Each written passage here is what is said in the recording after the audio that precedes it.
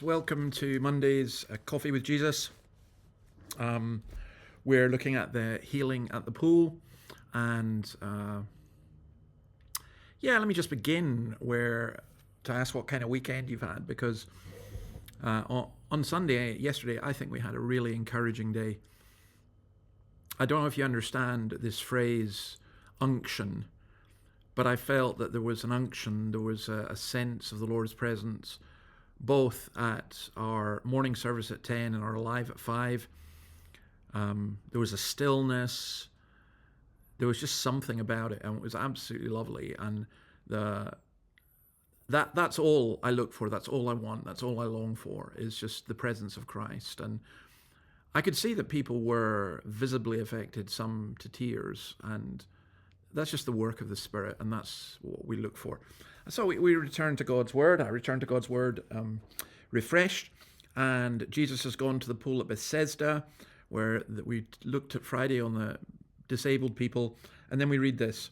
One who was there had been an invalid for 38 years. When Jesus saw him lying there and learned he'd been in this condition for a long time, he asked him, "Do you want to get well?" Come on, that's got to be, you've got to think that's a ridiculous question. Now, I find it interesting that Jesus chose this one man out of many hundreds. We don't know why he did. And the question does appear ridiculous. So, I mean, would you go to someone's hospital bed and say, "Do you want to get healed?" But actually, it's not so ridiculous. Think about it this way. In this situation, this was a pool where people went to beg, and it's how they made their living. A man who had done that for 38 years, who was healed, would lose a good living. Sometimes as well, you get used to a way of life. He was used to not working, used to not taking on greater responsibilities. Plus, there was a psychological issue here. Sometimes we really need to ask if we really want to get well. And I'm talking in a spiritual sense as well. Do we want to get rid of that addiction? Do we want to really be free of the things that paralyze us? And do you want to be converted? Pascal puts it this way: men often mistake the imagination for the heart, and they believe they are converted as soon as they think of being converted. And it's like people who come in, and maybe they came in yesterday and they heard what was being said, and in many ways enjoyed it and were excited by it and even respectful.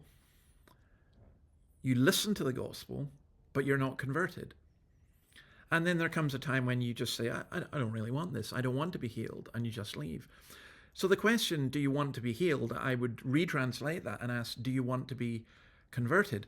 Or let me put it another way to those of us who are Christians. Do we really know our own hearts? Do we want to know our own hearts? As we get to know ourselves, we find that we need a lot of healing.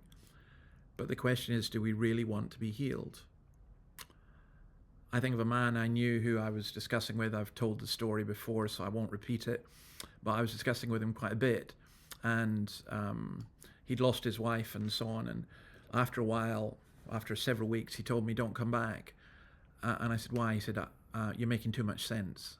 I want to be bitter." And some of us want to be bitter. Some of us have got used to that.